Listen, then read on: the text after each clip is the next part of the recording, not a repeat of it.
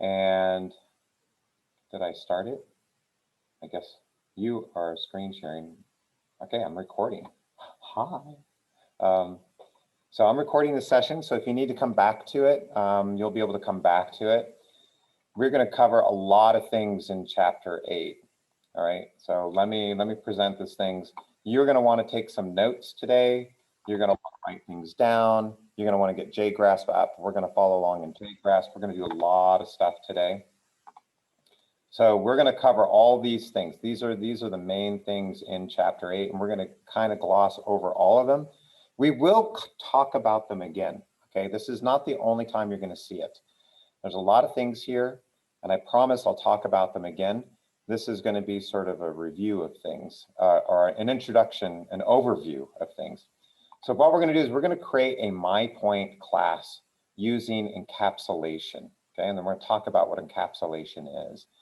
We're going to protect the fields in our class with a private, by making them private. Okay, we're going to protect them with a private accessor.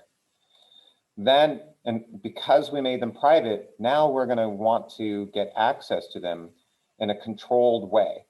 So when we want to control the access to our private fields, we're going to use something called getters and setters, also known as accessors and mutators. We're going to get used to the new keyword called this. We're going to hopefully understand a little bit of it. We're going to introduce it, okay? When I say understand, that would be awesome for all of chapter 8. But for today, we're going to introduce what this is. And we're going to use this to get direct access and reference to our instance fields, or the fields in the instance of this object. Then we're going to use constructors to create our objects, okay? And lastly, we're going to differentiate between state and behavior. I'm not sure I did a very good job of that in the first period. I talked a little bit about state, but I didn't talk about behavior. Behavior is just the methods that an object has. The state are the instance fields that an object has, or the properties that an object has. So this is the properties and the fields that an object has. The behavior are the methods that an object has. That's the short of it. We're going to do a lot of coding with this today. So first, what we're going to do is we're going to go to Schoology, and we're going to grab 2 files out of Schoology, and we're going to create a project with them, because that'll make sure that when we build the projects, that we are building correctly. And you're going to follow along with me as we do this. So please be ready. We're going to go out to your browser. You're going to go to Schoology. Okay, go to Schoology, go to your particular class, and then you're going to go to Unit 8. Unit 8, hold on. In Unit 8, there is a set called Java files, all right? Those Java files. When you click on those Java files, it's going to bring you to a set of files here. I'm putting that in the chat so that way Mr. Gomez can go to it as well. So thank you, Andre, for showing up. And we'll use your help. So that is the Google Drive. You're going to have these points. You're going to have these 2 files. If you right-click on it, you can download it. Right-click on it and download it. If you're in Chrome, it appears down here, okay? Then what I want you to do is open up a file explorer, and you can see, you can go to a specific directory. I already have the directory created here for me. Mine's in Unit 8 MyPoint students file, if you can believe it or not. And then what you can do is you can drag these points. I've already downloaded it 3 times now, so it's not going to work out so well. Actually, I can do it. If I make my browser window a little bit smaller so that they're side by side, it makes it a little bit easier. See how they're side by side? I can take this point and I can just drag it right into that directory. I can take this and I can drag it into that directory. So now I have those files in that directory, and that's pretty handy. So the 2 files I need right? Started off in Schoology, the Java files, brings you to here. I right-clicked, I downloaded, I open up a file explorer, I go to the directory that I want to save the files, and then once I get there, I drag the files over, and then you can double-click on like demo points file. If you double-click on it, it should open up your default IDE, and hopefully that's JGrasp. So it'll open up JGrasp, and you'll see that file that you just downloaded here. What we'll want to do is we'll want to make sure that this part over here is the directory that you want to go to. So you can just navigate by, you can go up a directory and then, up more directories, and then you can click in the directories and go to the one you want, okay? I don't want those in there, so I'm going to delete the MyPoints2 file, MyPoint2, delete that. So now I have my points. I don't want that one there either, so let's delete that one. Oh, and what the heck, I'll delete this one so I can start fresh. So what you'll have is just these two files, demo points and MyPoint in the directory. Then you're going to go to Project, New, and you're going to say points project. I like ending with the word project, but you can end it, you can call it whatever you want. I find when I put project in there, it helps make it clearer to me. So when I click next, I can add the files now, or I can add them later. I'm going to go ahead and just add them later. So I'm going to uncheck that. I'm going to show you because that's pretty cool. I create the project. Once I create the project, I have my project down here, and I see the projects file up there as well. The extension is GPJ for Grasp Java, I guess, or Grasp Project Java. I don't know what it stands for. And I have my Java files. Now for each of these files, I can just drag that file down into my points project. I drag it down into my project, and now I have my project with my two files. How do you create the project again? I go to Project, New. Okay. Thank you. Please, if you have a question, go ahead and ask it. If you get lost too early here, then that will be horrible. Once you've downloaded the project or create the project, you should be able to run it from here at any time. You can also run it from here, but this one will ensure that you're running correctly. When you run it correctly, when it's all downloaded, you'll see this funny looking output here. Okay, you'll see these 4 lines right here. You'll see that there are some steps that we're doing here. Okay, so what we're doing here is we're reading these set of instructions. And then inside of demo points, what I want you to do is I want you to scroll all the way down to the bottom until you see these set of comments. And these are questions that I want you to think about along the way.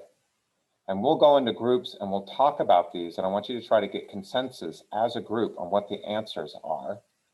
But right now, you're going to create your project, you're going to come down, you're going to read these questions, and it would be awesome if you copied these into a document that you're going to keep and access for your notes, right?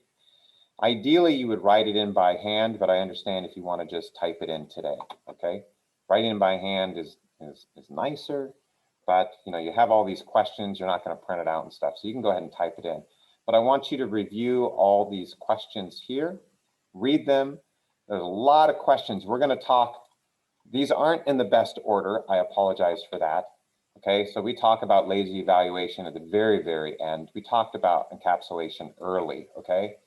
We'll talk about this towards the end as well. So the questions are not in the best order. And it's possible I may not answer all of these questions here in class, but I hope that you can, when you have the opportunity, you can ask me. We'll go in the groups and we'll all roam through the rooms. And it'd be awesome if one of you had the document up with these questions and then you started to type in the answers and you work together as a team on answering these questions. All right, so what we're going to do to help move this along is we're going to go into breakout rooms right now.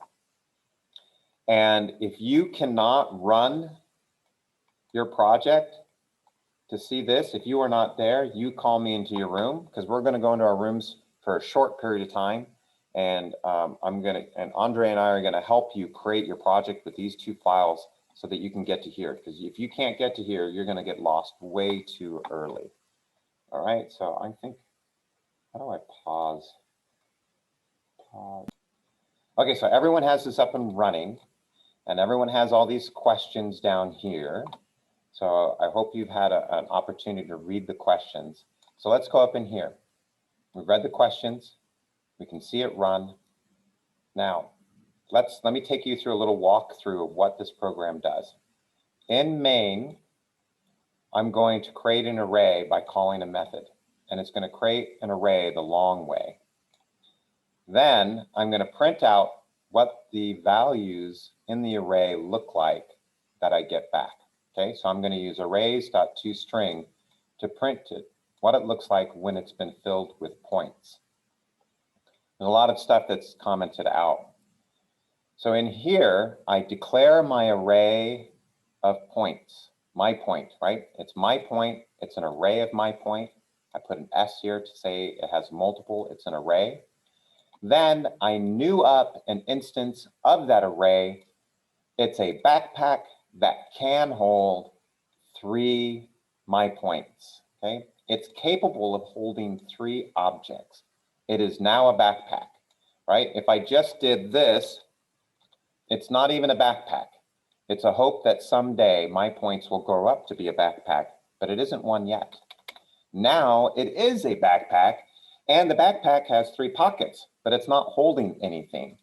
So when I go here and I use the Arrays.toString to print out my points, it does null, null, null, because MyPoint is an object.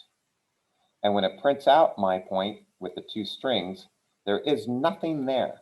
So it prints out null to represent that there is no object in that pocket at all. Then what I'm going to do is I'm going to loop through. I'm going to ask my backpack for how many pockets it has.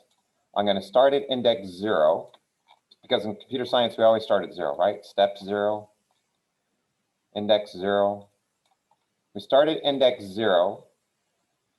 I'm going to create a MyPoint object by constructing it. This is called the default constructor. It has no arguments in here. This is a constructor. So when I do this, it is essentially calling a method. It's calling a method that is called the constructor. And that method gets out its hammer, its nails, its saw, and its glue and tape, right, and bubble gum, and it constructs a MyPoint object, and then I assign it into here, okay? So this constructs, therefore it's called a constructor, and I assign it into MyPoint.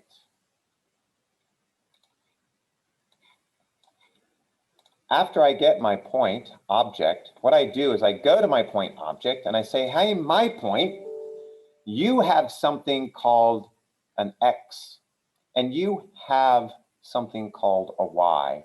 And I'm going to use the assignment operator to give the X that belongs to this point the value index. So the first time through, the index is 0. I create a new point. I give that point X the value here, the 0. I give the points Y the value 0. And then after I create that point, I say, hey, array, which is up here, right? Hey, array, I want the first element at index 0 to become that point. So this is when I'm taking the point that I created and I put it into the array with the assignment operator. And once I get down to here, I go, okay, I'm ending my scope of my for loop. This is my scope. This point object goes away, but it's saved in the array. So the array has a reference to the point object already. Index becomes 1. I create a new point. Point X becomes 1. Point Y becomes 1. The pocket with index 1 becomes that point, right? I go through all of that. And then after I initialize all 3 points, I return the array.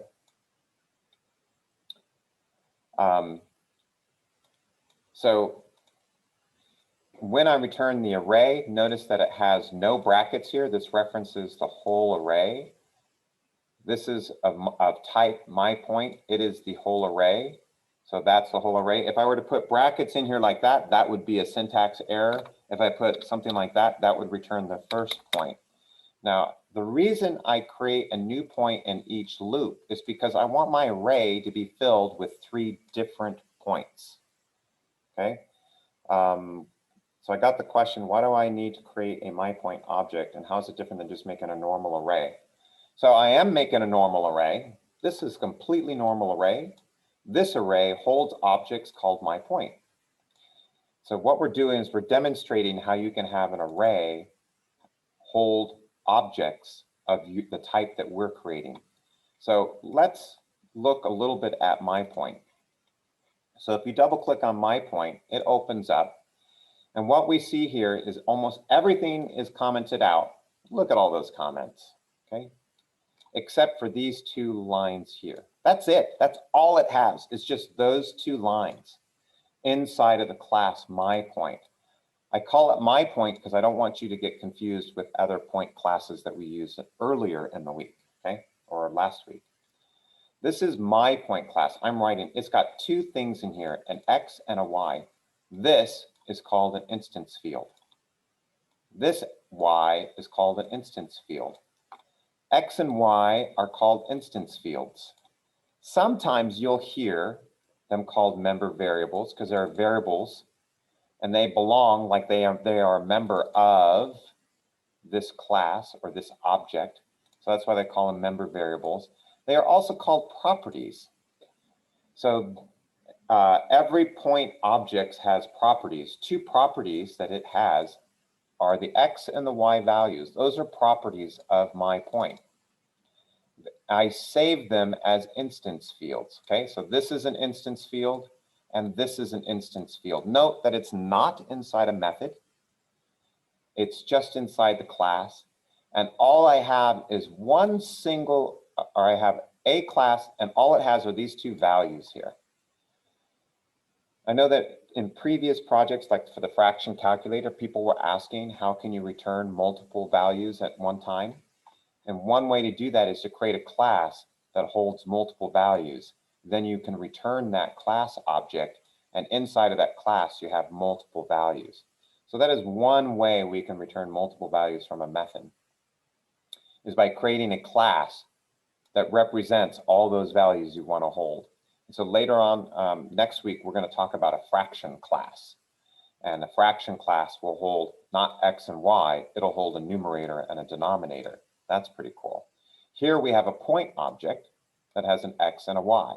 This is what it has. So there's a term called has a. And so my point has a X and my point has a Y. It has a X and a Y. And we call this the object state. So the state is not like Washington State, right? It's not where it is. It's the state of the object. Are you in a good state? Are you in a bad state? That's kind of getting closer to what state means. So state here is what are the values of X and Y? So if I were to ask you on a quiz, oh, I don't know, in a couple of weeks, and I would say, what is the state of MyPoint? You would say the state is X and Y, because that's what it has. Okay, the state of an object is what it has. This particular MyPoint object currently has no behavior whatsoever. It has no behavior because it has no methods. The behavior are the methods. The state are the instance fields. So here we declared 2 public instance fields. So when I come back to here, I created my array. I printed it out and it was empty looking, null, null, null. I filled it with objects, MyPoint objects, 3 different MyPoint objects. I returned that array. I stored that array into this array right here. And then I printed it out using Arrays.toString.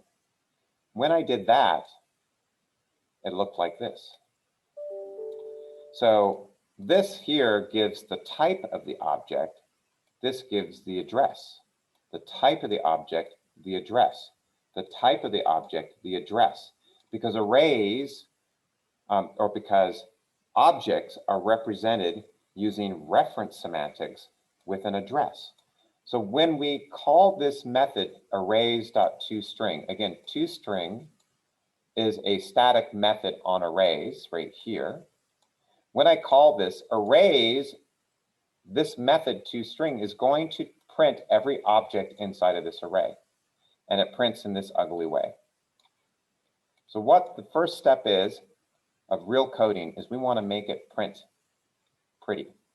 So we're going to add a pretty printing capability we're going to overload the toString method of the MyPoint object.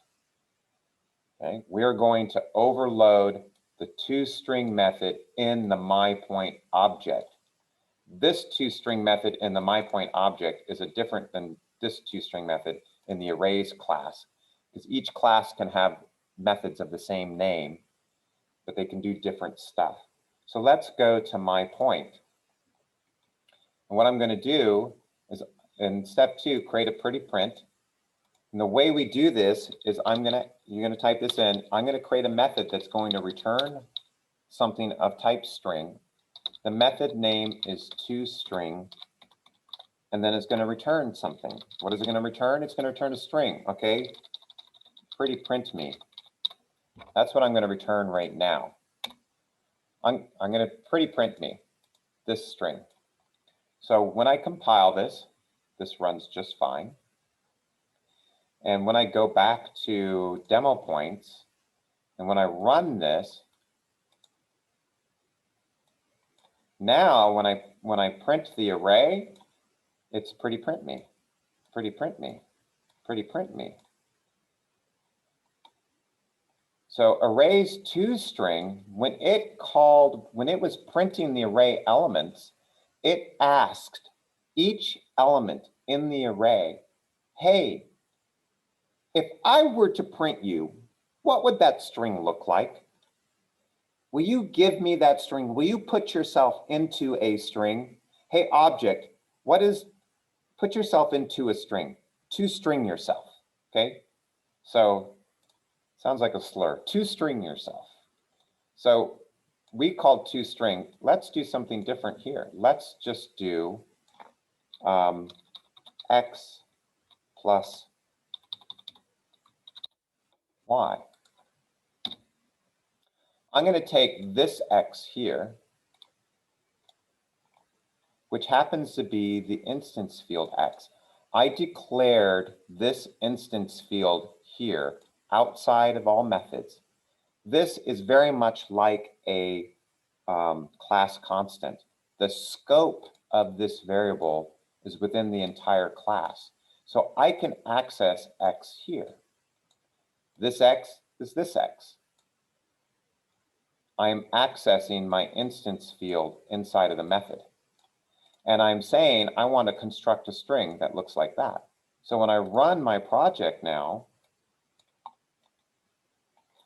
I get 0, 0, 1, 1, 2, 2. This is the x, this is the y, this is the x, this is the y. That looks better, right? So let's say let's make it look better. Let's make it look like parentheses plus parentheses. So when I run this one, now I got the parentheses in there. It looks a little bit better. But you know what? I would rather do something like, I would like to do %d, comma, %d, x, comma, y. That would be awesome. But this method is supposed to return a string. It's not supposed to print string. It didn't say, hey, object, print yourself. It said, hey, object, give me the string that represents you. So I can't print it. Instead, what I would do is I would return the string that is formatted using the same syntax as printf. So there's this cool thing called string.format. It uses the same syntax as printf, but instead of printing it, it creates the string. and then I'm returning it. So I could do something like this. This is my pretty string, just to be a little more clear. And then I can return my pretty string. Okay, no printing. This does not print. It just formats the string and then returns it. So when I run my project now, I get X and Y in a nice, pretty coordinate system. You know, I don't like those spaces. I'm going to eliminate those spaces there. Thought I would like it. I don't. I want it more tight. So I run it again. There's my X and Y, X and Y, X and Y that was created. So what I did, I need to say it's override. I accidentally used the word overload, but it's not. It's override the method toString. We're going to talk about override more in chapter 9. Okay, that's a chapter 9 concept. So I'm slightly introducing that as well. Because every object had an implicit toString, and I said, don't use your toString, use this toString. I override you. Okay, I override you with this toString. Use this toString method to print yourself. So we have completed this pretty string to MyPoint. So what I'm going to do now is we're going to do step 3 together, and then we'll take a conversational break where we'll answer the questions better. So I've created a pretty print. Now what I'm going to do is I'm going to encapsulate MyPoint by giving it private fields. Ooh, private fields. What are you talking about? Hey, I'm going to make this private. I'm going to make this private. So now I have an instance field in my class that I made private. That means that only MyPoint has access to that. So there's a difference between public and private. So for example, Mr. Gomez, can you give me your first name? Andre. Andre, that's a public field. I was able to access that directly. Now, Mr. Gomez, can you give me the darkest, deepest secret of your diary that you kept when you were in high school, please? No. What, are you saying that's private? Yeah. Oh, it's private. I don't have access to that. Now, wait a minute. Mr. Gomez, do you have access to your deepest, darkest secrets in your diary from high school? Yes. So you have access to your own private stuff, but I, since I am not Andre, I don't have access to it. Okay, I think I get it. So now I made X private. So if I compile this class, everything compiles, I go to demo projects, and now I attempt to compile demo projects. I got an error here. Here's what it says. X has private access. This cannot be done anymore. I can't assign the value to X because X is private. I don't know that X exists. It's private. So what I need to do is I need to add something called an accessor and a setter, or a getter and a setter, an accessor or a mutator. I'm trying to change the point X here. So when I try to change it, that's a mutator or a setter. So let's go down to here, and I'm going to add something called setters, which are also called mutators, and I'm going to add some getters, which are also called accessors. And this is the general structure. Get my private value will return the private value. Set my private value will set the private value. So let's do this. Public void set X to int new X. X equals new X. So this is a method, this is a behavior in my class that now, since it has private stuff that you can't see, this makes it encapsulated. When I hide stuff from you, it's encapsulated. When I hide details from you, I'm encapsulating it. So I am going to set X, and then I'm going to add another public mutator or setter, set Y into new Y, and I'm going to say Y is equal to new Y. Why? Because. So now that I set those, let me compile this. That works. Let me go back to demo points. And instead of doing point X equals, this still doesn't work. This still doesn't work, okay? It doesn't work because X is private. But I made a new method called setX. I'm going to set X to the value index, and I'm going to set Y to the value index. This method is my mutating method because I change the point object. It is a setter because I am setting the value of X to index. Index is in my loop here. I'm setting the value of X to index. Now when I compile, it compiled just fine. So when I run, you can see that I have my points again. So I added a setter object to it. Now let's just say that down here, I wanted to do system.out.println. The X value is pt.x. Okay, so I'm not setting the value X, I'm getting the value X. That doesn't work because X is private. I can't do that. So I have to get X with a method, with the parentheses. There's a method called getX. And there is a method called setX. So Sudeshna, you ask a very good question. I'm going to answer that towards the end, okay? There is a reason for this insanity. It seems like a lot of extra work. Why am I doing all this extra work? Why not just leave X and Y public, and then I can just access it directly? And there are reasons for that, because encapsulation, by making things private, make things easier to use and reuse and rewrite and update and make faster and better and stronger. When you get into more and more complex classes and projects, the more you can encapsulate, the better your code is going to be. So we are learning how to encapsulate, and you don't really see why we encapsulate just yet, but I'll provide a short reason for that towards the end. So now that I have getX, I can run it. And I cannot find symbol getX. Did I not call it getX? MyPoint. Oh, I didn't write those methods yet. So let me write those. Public, it's going to return an integer, getX. I'm going to return X.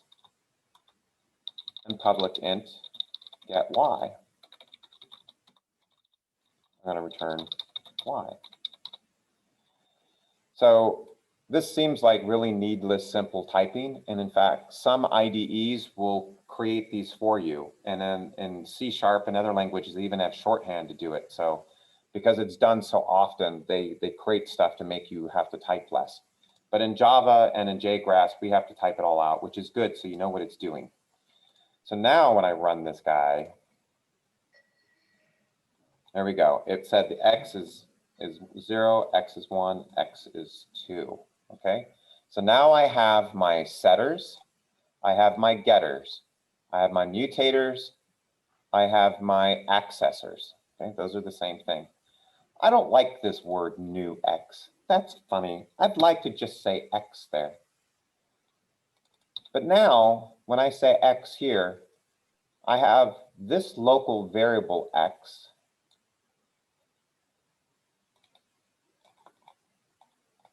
And I have the instance field X, and they have the same name. Can I have a local variable that comes from the argument X have the same name as an instance field X? Sure would be nice if I could do it.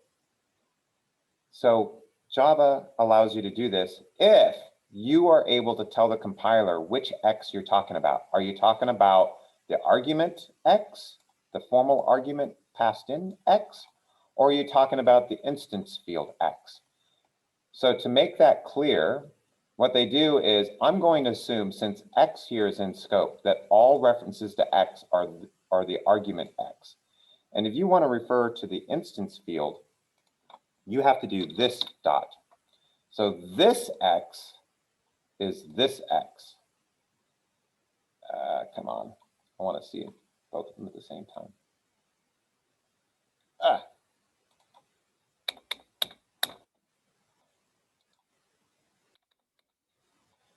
This X is this X. That X is that X. Okay, if I don't have any confusion, right?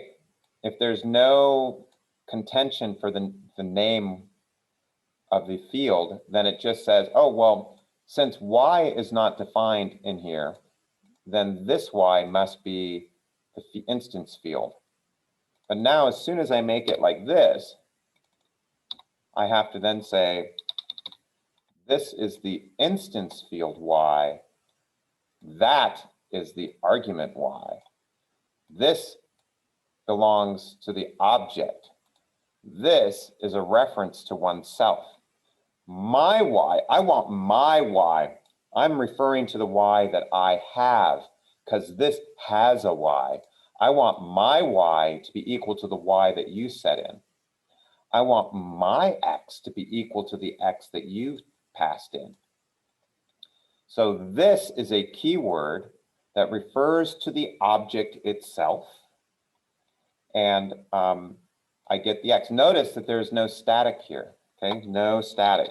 If I put static here and I attempt to compile this, it'll say that in a static method, this cannot be used. There's no such thing as this in a static method because static belongs to the class, not to the object. I have to delete the static method, and now that I compile, this will work just fine. And when I run, it works just fine. So no static on that. So I hope that you guys can type. We'll spend some time. I'm trying to pause. I know you guys are, I'm going to pause here for a minute to let you catch up on the typing of the getters and setters right here. So let me just pause and let you type that in. So what we've done so far is we've created the pretty print capability. How did we create the pretty print capability? We added the toString method, okay? We added the toString to return a string that gave me the pretty print capability. And then we encapsulated our point by adding private fields, and yet we still allowed demo points, which is an outside class, right, to have access with a getter and to actually be able to set the points with a setter. So demo is able to set the points with a setter here. And I'll demonstrate later on at the end of class why this can be of benefit. So what we're going to do now is we're going to go into the breakout rooms, and I want you to work with your partners to answer as many questions as you can on these. So we talked about this one. We did not talk about this one. We talked about that. We talked about that. We did not talk about this yet. We did not talk about that, not that, but we did this and we did this, okay? And we did talk about that, but not necessarily why.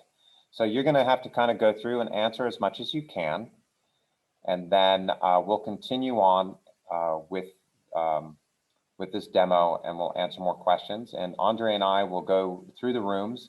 And if you want us to help you answer a question, we'll help you answer it or verify that you have it correct, or tell you that we haven't covered it yet, okay? What we're going to be doing next, and we only have about 11 minutes. So I'm sorry, but I'm going to go a little bit faster to show these two things here. But when you have the videos, you'll be able to slow it down and review it. So what we've done so far is we've created an array the long way. But now what I'm going to do is what I want to be able to do is I want to create an array the short way. So I've uncommented this out. so I can create an array the short way with shorthand. So let me go down to the shorthand method here. And I want to be able to do this. I want to be able to create an array using the shorthand syntax. We did this before already with point objects. Now we're doing it with MyPoint. So by just uncommenting this method, okay, which if you scroll down, you can uncomment. And then I also uncommented this code in the main. If I hit compile, I get some errors.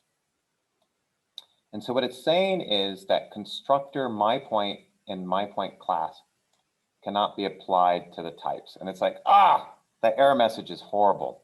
But what it really means is that this constructor with 2 arguments doesn't exist in the MyPoint class. So what we're going to do is we're going to go into the MyPoint class. We're going to go down to step 4, and we're going to create a constructor that takes the arguments X and Y. So this constructor needs to be public. And the way to create a constructor is you don't use any return type at all. It's the only method that doesn't have a return type.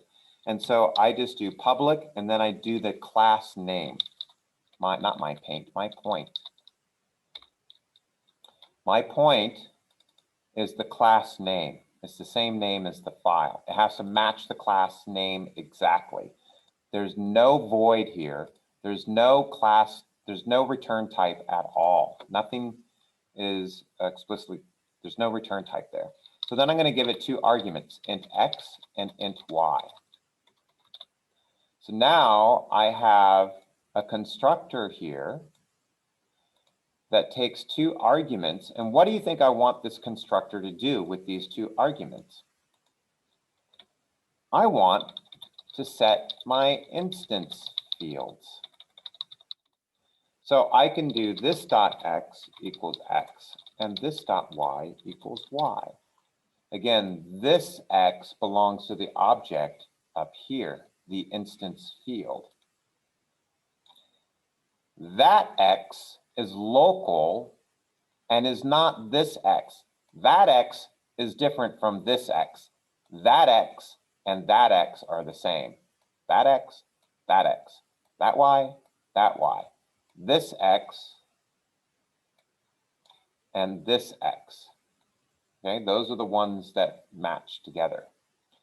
So now I've created a constructor that takes 2 arguments, X and Y.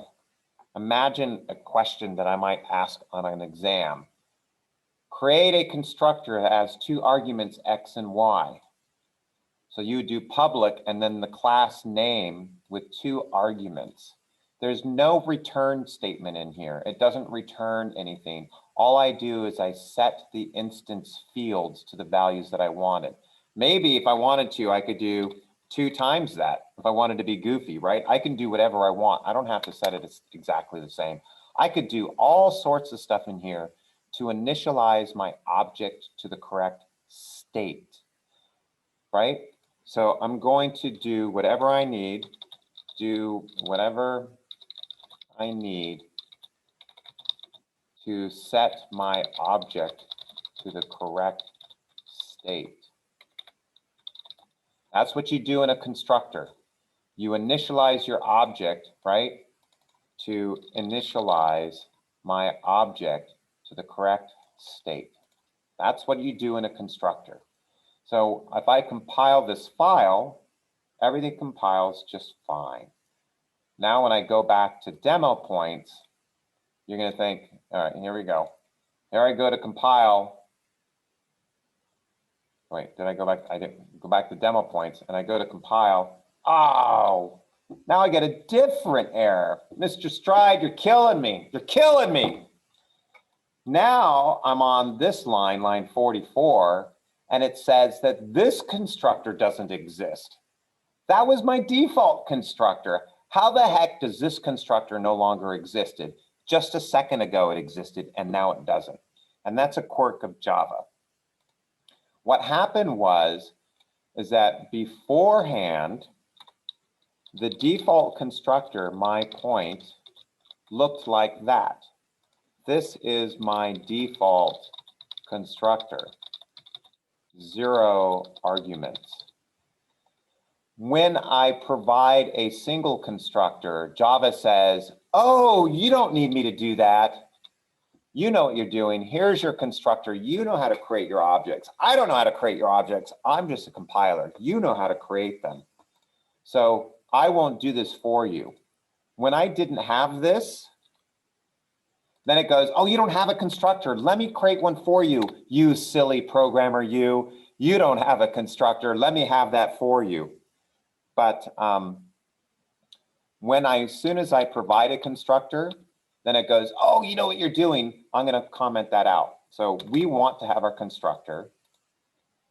And so since the compiler deleted my default constructor, I now have to provide a constructor with 0 arguments myself.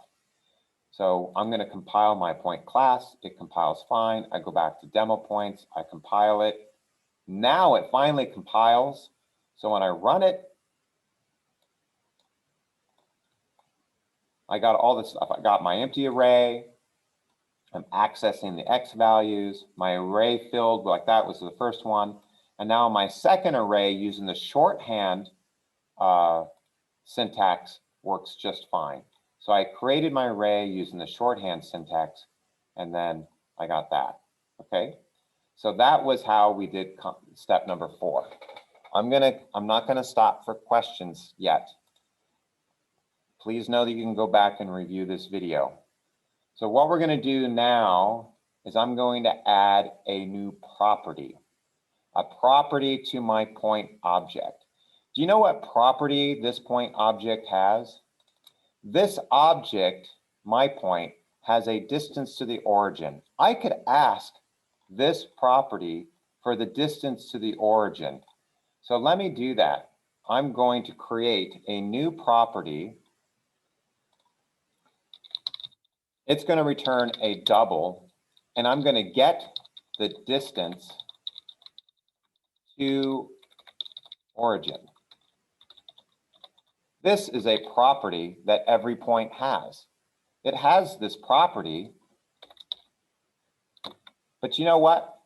I'm going to just calculate this on the fly. So I'm going to use Pythagorean's theorem, and I'm going to return math squirt x squared plus y squared. This is the Pythagorean's theorem. It's the square root of x squared plus y squared. That gives me the distance of where the point is at to the origin. So now I added this property to this point, but there's no instance field for that property.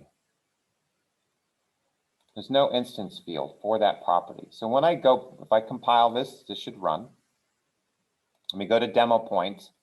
And what I'm going to do is I'm going to add one more thing here. I'm going to show the distance to the origin by calling these methods here. That's in main. I'm going to go back down. I'm going to comment out this method here because that's what I'm calling. This will do a for each loop through all the points. It's going to print the point. It's going to print the point using toString. It's going to use toString when I ask it to print that point. I'm going to ask the point for the property for the distance to the origin, and it's going to print right there.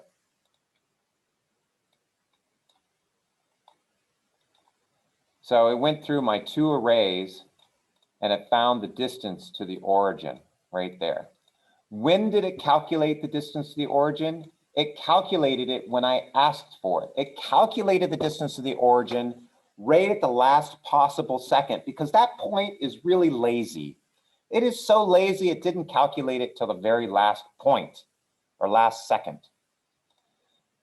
So here is the calculation right down here. This is called lazy evaluation.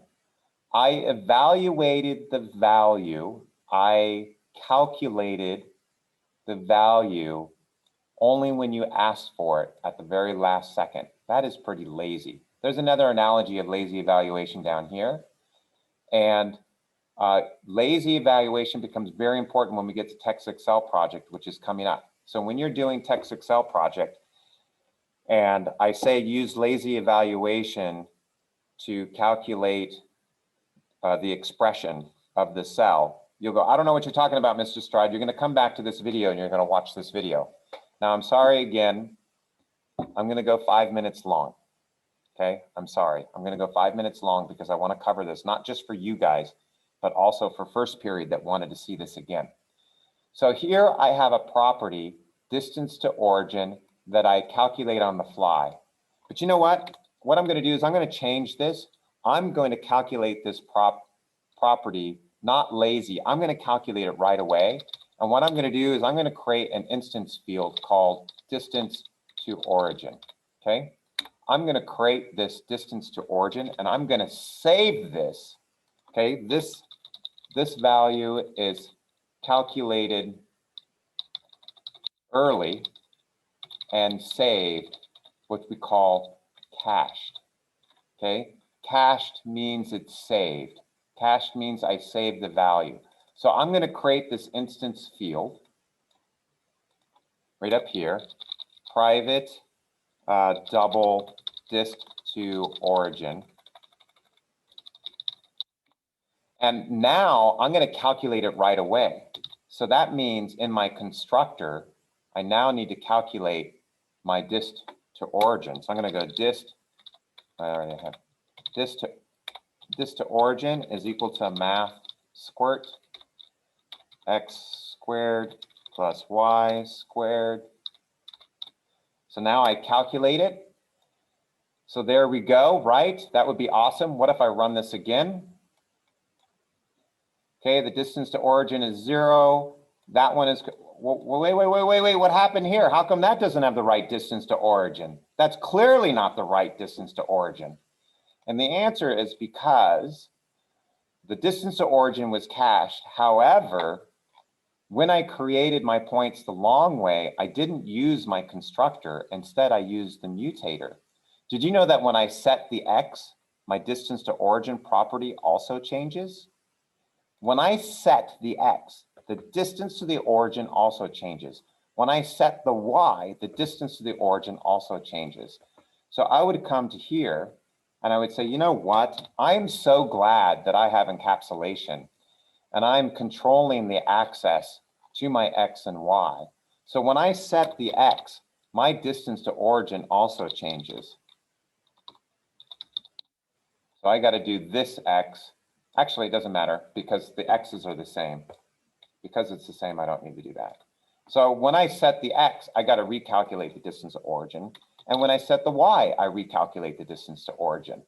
Now I control the fact that the distance to origin property, which is cached in an instance field, is maintained and correct whenever I mutate the object. So when I run this again, now you can see that these points also have the correct distance to origin, whether I set it through the constructor or whether I set it through the setters. Whoo, that was a lot. I'm sorry, that was so dang fast. So what I did here is I originally started with a lazy evaluation by doing just this. This was lazy evaluation, and you know what? That was easier, wasn't it? That was easier. When I decided to cache it like this, now I have to make sure that whenever I change my object that I calculate it in this constructor and I calculate it here and I calculate it here. And that's a lot of calculations in a lot of different places. Imagine that I have other methods that change the state of the object, that change the x and y. And every single time I change, I'd have to recalculate it.